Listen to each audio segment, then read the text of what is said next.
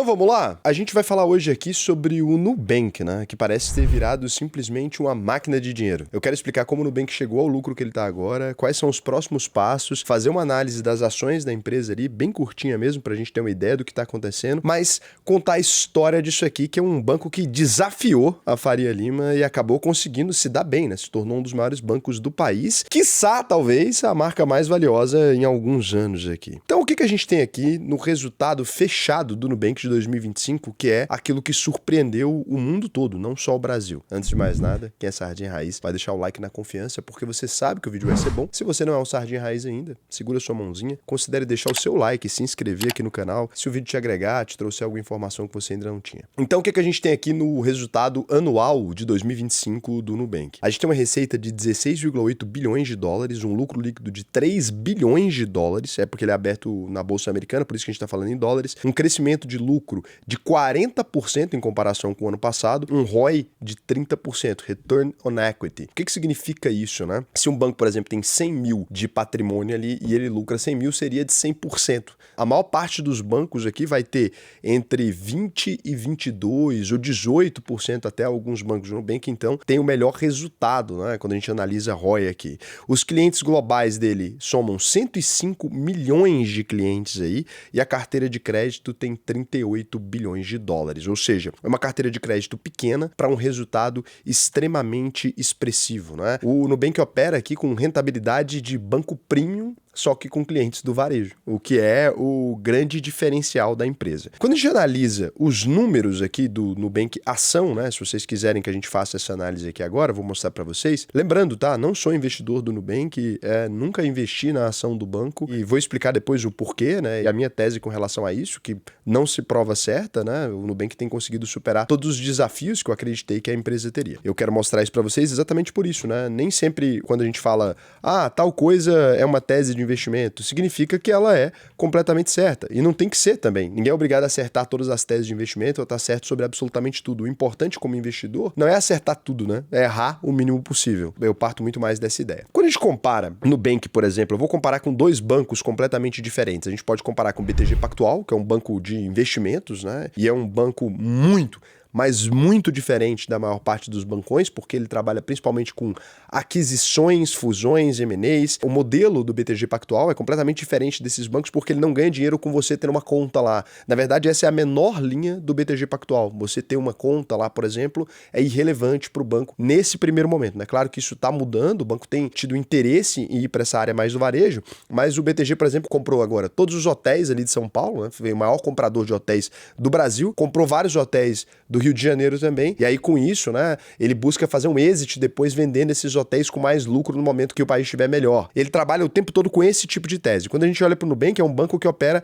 principalmente varejo. Então eu vou comparar Nubank com BPAC, vou comparar com Itaú, para a gente analisar, né, que é considerado o banco mais eficiente do Brasil, do ponto de vista geral, e a gente consegue ver aqui alguns números aqui. Olha que interessante a diferença aqui. Então aqui a primeira coisa que a gente vai observar é o valor de mercado de cada um dos bancos, né? O Nubank está valendo 73 bilhões de dólares, né? Ou seja, 379 bilhões de reais. Aqui está escrito que ele ganhou, mas não ganhou, é porque está em dólar, né? Então os indicadores ficaram um pouco diferentes aqui. Você percebe aqui que ele está em primeiro colocado nesse aspecto. Quando a gente compara com o BPAC, 375 bilhões e Itaú 503 bilhões. O Itaú é o campeão, né? O Nubank aqui está bem próximo do valor de mercado do BTG, os dois estão pau a pau, vamos considerar assim, né? Do BTG Pactual. O que a gente observa aqui? Se a gente pegar quantas vezes o lucro estão aceitando pagar pelo Nubank, você vai perceber que estão pagando 29 vezes o lucro do Nubank, comparando com 11,44 vezes somente o lucro do Itaú e com 15,04 vezes o lucro de BPAC, ou seja, estão dispostos a pagar o dobro pelo Nubank do que estão dispostos a pagar pelo BTG Pactual Pactual estão dispostos a pagar 3 vezes mais pelo Nubank do que estão dispostos a pagar pelo Itaú. Ou seja, com um lucro muito menor, né? O Nubank ali consegue ser precificado a 30 vezes lucro e o Itaú, que já é consolidado, é precificado bem menor. Isso explica o quê? O Nubank tem uma tese de expansão global. Ele está expandindo globalmente. É uma tese de expansão a partir do cartão de crédito. Quando a gente se lembra que o Brasil é extremamente evoluído no sistema financeiro e que os outros países não, faz sentido que o Nubank consiga expandir se ele tiver um bom marketing, se ele tiver bons produtos lá fora, assim como ele teve aqui dentro do Brasil. Agora aqui, a gente tem uma coisa interessante, porque o BTG Pactual também também tem uma tese de expansão, só que o BTG Pactual não é um banco de varejo, ele não é enxergado como uma fintech, ele é um bancão tradicional, porque ele tem 40 anos. Mesmo ele comprando banco no Chile, Uruguai, ele fazendo esse processo de expansão, comprando banco nos Estados Unidos também, o mercado enxerga que o Nubank teve muito mais capacidade de criar uma marca sólida e avançar do que o BTG Pactual. A gente pode olhar agora quem está crescendo mais, mas nesse primeiro momento o mercado acredita que a chance do Nubank crescer é muito maior. Agora aqui é outra coisa muito, mas muito maluca. Quando você pega quanto tem de valor patrimonial em cada ação, esse é um ponto muito interessante, ou seja, quanto existe de dinheiro de verdade em cada ação que está ali dentro, você percebe que, por exemplo, no YouTube a gente tem 19,49, né? Ou seja, esse é o valor patrimonial por ação. No BPAC, 16,87. No Nubank, mesmo estando cotado em dólar, né? A gente vê 2,18. Ou seja, o Nubank acaba tendo um patrimônio bem mais enxuto. Ele tem bem menos patrimônio, menos sede física, menos coisas na rua, né? Tem um patrimônio mais enxuto. É a tese do banco. Olha, vou operar sobre um lugar só, quase tudo via internet, não tem esse papo de expandir com sede cara nem nada, vou fazer um trabalho enxuto e garantir um bom resultado. Isso aqui mostra uma eficiência operacional muito boa para o Nubank, né? O BTG aqui, ele tem um valor patrimonial maior porque ele faz muitas aquisições. Então, nesse caso, não tem agências também demais na rua, mas tem muito mais que o Nubank, porque tem o BTG Advisors em vários cenários. O Itaú é o campeão de agências na rua e número de funcionários, né? Tem muito mais funcionários que os outros dois e é um banco mais tradicional. Aqui você percebe, né? O quanto que ele tem de patrimônio ali dentro dessa custódia. E aqui o Itaú, ele não é tanto de ter propriedades ou de ter comprado empresas, é muito mais o patrimônio do próprio banco. Dividend Yield.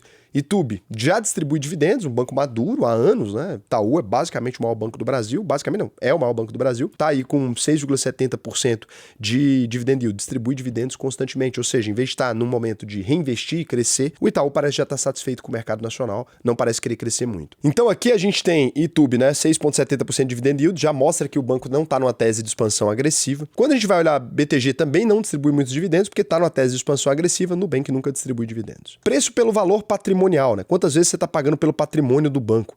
Quando você compra Itaú, as sedes e tal, aquilo tem um valor venal, né? O prédio do Itaú, ok, ele é um custo, mas ele tem um valor venal. Você está pagando somente 2,44 vezes o patrimônio que o banco possui. Quando você paga por BTG, você está pagando 3,65 vezes, ou seja, um pouco mais caro que Itaú, né? Se BTG tem R$1 em patrimônio, você está pagando R$3,65. Itaú está pagando só R$2,44. Nubank você está pagando 6,92 vezes, ou seja, R$6, quase 7 por cada R$1 de patrimônio. Por quê? Porque Nubank opera com patrimônio mínimo. O que tem valor no Nubank são outras coisas, não é o patrimônio do banco, né? É a operacionalização desse banco mesmo. Que quando a gente vai analisar a margem líquida, o lucro depois dos custos, a gente consegue perceber Itaú com 11,84%, a menor margem de todas aqui. A gente consegue perceber que BTG e Nubank têm quase a mesma margem. Mesmo operando em ramos completamente diferentes, a gente tem quase a mesma margem. Então, 25,42% em BTG Pactual e Nubank em 26,35%. Agora aqui, olha o que o mercado enxerga aqui e por que o Nubank acaba sendo considerado mais atrativo. Cara, olha o que o BTG tem que fazer, olha o tipo de funcionário que ele precisa ter, olha o grau de sofisticação de ter que comprar empreendimento, vender empreendimento, ter uma asset, criar fundo, criar tudo quanto é coisa ali dentro, né? Ser o maior distribuidor para conseguir chegar nessa margem, que é extremamente alta, extremamente positiva. Agora, o Nubank, operar com a base de varejo, cartão de crédito, conta enxuta, a UX bem feita, ou seja, a ferramenta, né? Bem feita ali, o banco grátis, que foi a tese que eles tiveram, a gente já vai falar desse lado agorinha, e eles já operam com a margem 1% ainda melhor que o maior banco de investimentos da América Latina. É doideira. Realmente, quando você olha para esses números,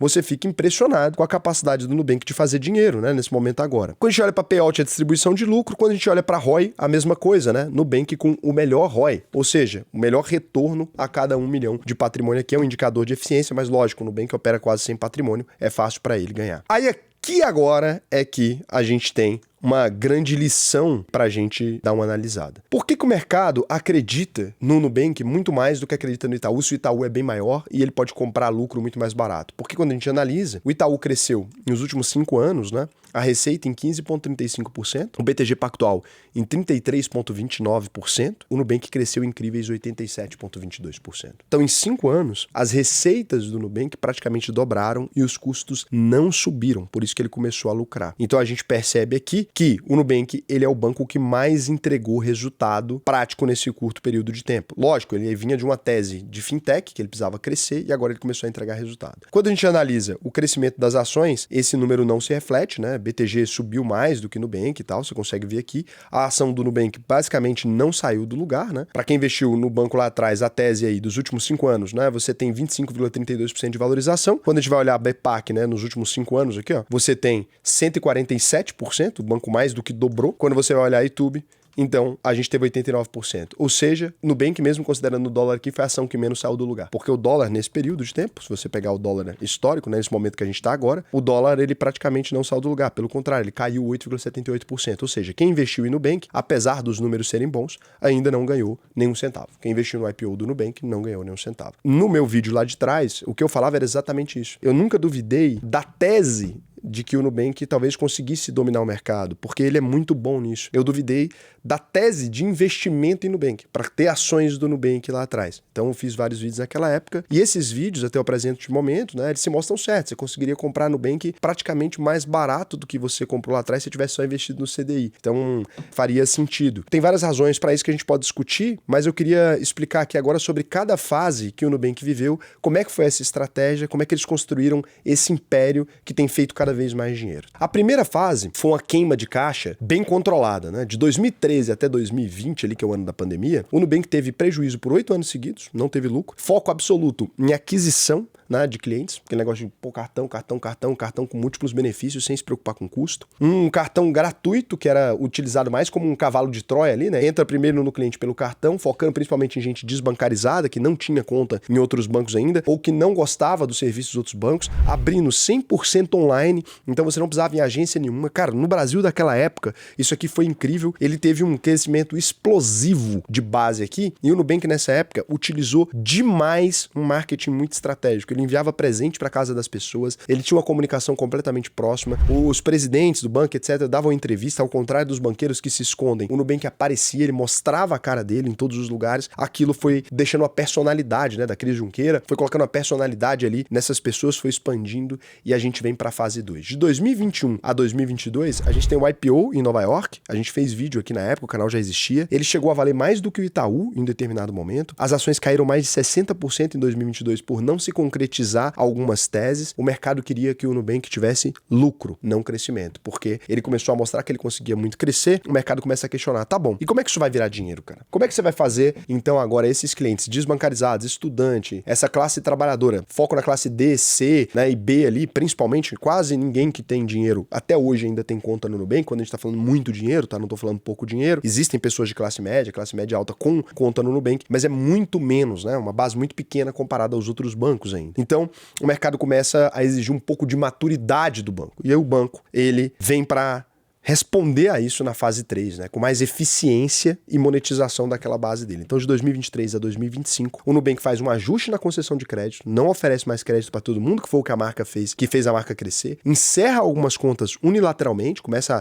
a ter o primeiro atrito de marca, foca em clientes principais, ou seja, o cliente que mantém o Nubank com principalidade, é o principal indicador para os bancos. Eu quero que você tenha o seu cartão de crédito aqui, faça suas assinaturas aqui, receba o seu salário aqui. Então, ele cresce nisso, faz um corte de despesa e começa uma expansão internacional mais disciplinada para repetir o modelo lá fora. O que faz as contas fecharem aqui, né? Quando a gente fala do índice de eficiência, a gente está dizendo que os bancões, eles têm mais ou menos um índice de eficiência de 45% e o Nubank tem um índice de 27%. Isso significa que ele gasta metade do dinheiro para gerar a mesma receita. É impressionante, né? Ele não tem agência, não tem estrutura pesada, sem legado tecnológico, não tem que dar manutenção em sistema antigo de banco. O Itaú, por exemplo, comprou 30 bancos. Aí vai lá, você tem ali que dar manutenção, caixa eletrônico, sei lá o quê. Tudo isso é custo. Nada disso é eficiência, né? Você fala, Raul, isso passa mais confiança, isso tem um marketing mais estratégico. De fato, para uma população entre os 40 anos e 60 anos ali, isso passa. Mas para a população mais jovem, isso na verdade é um desgaste. O fato de existir uma agência perto da minha casa não é enxergado como algo bom, mas é enxergado como algo ruim. E aí, você tem o custo do serviço, né? Os bancões, eles gastam de 10 a 12 dólares por cliente ali, por mês, para servir esse cliente, né? Ou seja, ele tem um custo elevado de gerente, de gente com conversando e tal. O Nubank já gasta de 80 a 90 centavos por cliente por mês, um custo muito baixo de serviço. Essa é a variável mais subestimada do modelo, né? Isso permite escalar ali. O Nubank pode ter, para cada um cliente que um bancão tradicional tem, ele pode ter 15 clientes sem nenhum tipo de desgaste, sem se preocupar. Não sendo banco, inclusive, né? Porque nem a licença bancária o Nubank tem ainda, sendo bem verdadeiro agora. Então, quando a gente olha a receita média mensal, né? A gente tem aí de 13 a 14 dólares por cliente gerando de receita aí para o Nubank, né? 13 a 14 dólares é um número bom, né? Quando você vai comparar com os pares do mercado, o Nubank gera R$67 para cada cliente. E os clientes maduros, ele vai gerar mais de R$140. 13 a 14 dólares e 27 dólares ali. Então, a margem unitária bruta, né? Quanto que ele gasta para quanto que ele tira, é superior a 12 dólares ali por cliente ativo. Quando você multiplica isso por 100 milhões, você entende a tese de lucro. Tem uma liquidez bem confortável, um crescimento forte de crédito, mas tendo garantia real na conta ali, expansão de consignado muito boa, estão pegando empréstimo dos funcionários públicos e tal, com ultravioleta eles tentaram atrair esse público, empréstimo com garantia de investimento também muito bom, porque deixa a carteira de crédito aqui do lado, rendendo acima de 100% ao ano. Porque a carteira garantida fica aqui como colateral, então você pega o empréstimo e eu consigo crescer. A inadimplência de 90 dias é bem controlada quando você considera o perfil do público, apesar de ser mais alta. E 60% dos clientes ativos no Brasil utilizam o Nubank como o banco principal. Isso aqui, no mercado onde abre uma fintech por dia, faz o Nubank um banco extremamente diferente. Quem tem principalidade no banco consome de 3 a 4 vezes mais produto, tem menos churn, gera mais margem, né? Então o jogo é transformar cliente gratuito em cliente principal. Lá atrás todo mundo tinha que pagar para o serviço bancário, ele não cobra. Aí ele fez a mesma coisa no México, chegou a 13 milhões de clientes, é banco digital já autorizado lá. Na Colômbia ele está com 4 milhões de clientes e está na fase inicial de monetização. Então o mesmo ciclo que ele fez aqui, ele repetiu por outros lugares. Ele adquiriu uma empresa de IA também, a Hyperplane, que acelerou o score de crédito em tempo real, então faz uma avaliação de crédito ali, uma decisão automatizada, né? Qual cliente posso abrir, qual cliente não posso, fechar rápido, personalização de oferta, detecção de fraude. Então é a primeira vez que o Nubank sai só de um marketing para tentar competir com eficiência aqui. E aí, quando a gente olha para o valuation, então, de quanto o Nubank está valendo e qual a minha tese, né? Por que eu não sou um investidor de Nubank, mesmo admirando demais a história, tem algumas coisas que eu acho fundamentais aqui, baseados somente na minha opinião, né? Os números do Nubank falam por si só. Aqui a gente está conversando sobre uma opinião que pode estar errada, eu não tenho bola de cristal, eu não sei sobre o que vai acontecer no futuro, eu vou simplesmente dar a minha opinião acerca do Nubank, apesar de achar ótimo para o cliente final. Se você é cliente do Nubank, você sabe que você está bem atendido, ninguém aqui pode mentir isso, né? O Nubank é um banco interessante para você manter a sua conta ali, não é um banco ainda, mas deve ser em breve. Tem bons serviços, oferece uma cesta tudo dentro, cripto e tal. Acho que os únicos 3 bancos que oferecem essa cesta hoje muito boa no Brasil é Nubank, Banco Inter e BTG. O BTG também tem criptomoeda e tal, mas o BTG é uma alternativa muito mais premium, né? Voltado para um cliente muito mais da classe A e B no máximo do que da classe C e D, que o Nubank atende, cara, muito bem. Custos mais baixos, é lógico, né? Você tem diferenças nos serviços prestados, mas é realmente muito atrativa a proposta deles, né? O custo de crédito é maior, essas coisas todas. Vocês já sabem, porque eu já falei aqui outras vezes. Mas qual que é a minha tese? Para mim, a existência do Nubank como plataforma gigantesca só mostra o quanto os bancos brasileiros tradicionais, eles são ruins.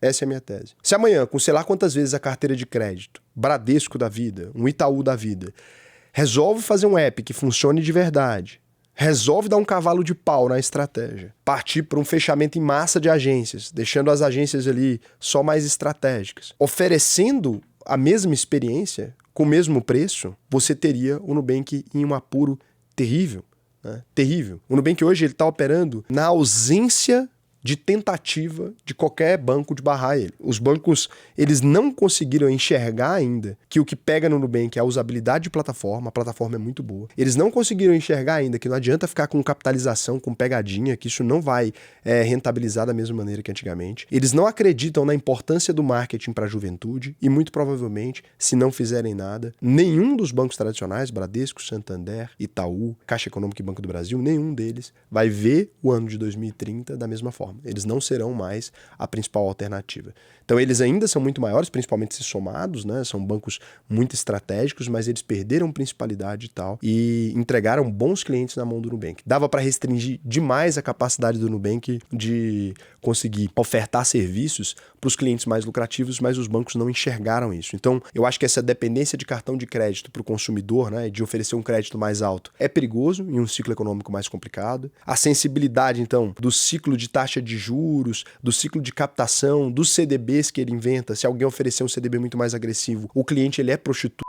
Então, é meio complexo. A concorrência digital tem crescido demais. O mercado do Brasil, ele saturou. O Nubank não tem como continuar apresentando o mesmo crescimento somente aqui no Brasil. Agora ele precisa validar essa tese em outros lugares. O México é lucrativo, mas não tem o mesmo nível de lucratividade. Então, essa promessa de PL de 30 anos já em valor presente, para mim, ela é muito caro, né? Então, o Nubank provou uma coisa incrível. Serviço barato não é ruim.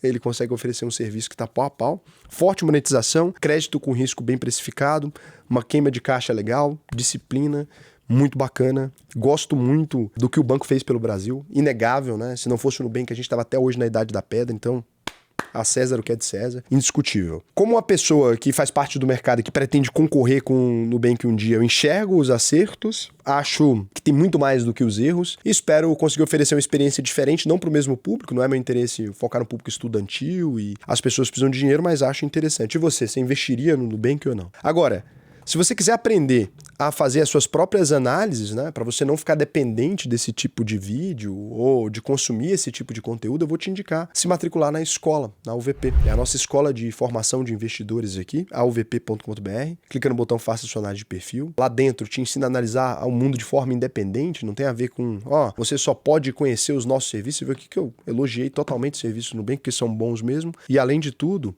a gente tem uma coisa que nenhuma outra escola no Brasil tem. O aprendizado garantido, que é esse selo aqui. Se você entrar na UVP e não aprender a investir, eu devolvo 100% do seu dinheiro. A UVP já tem uma plataforma de investimentos própria, né, com diversos benefícios próprios, que só é oferecida para os nossos alunos. Então, se você quiser conhecer nossa plataforma, você tem que ser aluno. A gente tem diversas vantagens, conta internacional, cartão de crédito nacional e internacional, investimento em ações no exterior e no Brasil, investimento em ações aqui no Brasil também, tem suporte, tem consultoria especializada e personalizada, né, para quem precisa desse tipo de serviço, que é quem tem um patrimônio um pouco maior. Então, vale muito a pena. A UVP está aí, orgulhosamente, há 6 anos oferecendo a mesma garantia. Quase 7, hein? 6 anos oferecendo essa garantia.